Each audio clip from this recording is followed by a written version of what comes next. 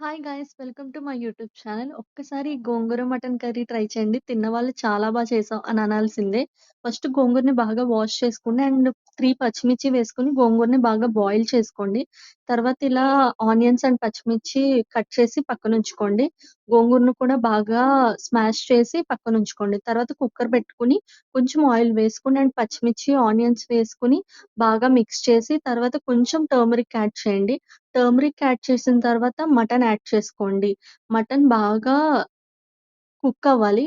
కొంచెం ఒక 2 tea spoons of salt టేస్ట్‌కి తగ్గ సాల్ట్ యాడ్ చేసుకోండి. అండ్ కారం గూడా యాడ్ చేసుకోండి.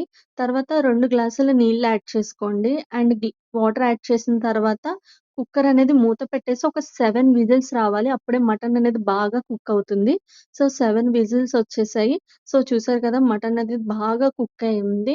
ఇప్పుడు మన మెయిన్ ఇంగ్రీడియెంట్ గోంగూర. బాగా స్మాష్ చేసుకున్న గోంగూర ఉంటుంది గదా! సో, అది ఈ మటన్ కర్రీలో వేసేసుకోండి.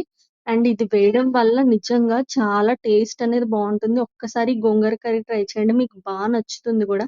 ఇది బ్యాచిలర్స్ కూడా ఈజీగా చేసుకోవచ్చు. ఇది బగారా రైస్‌లో కూడా చాలా బావుంటుంది.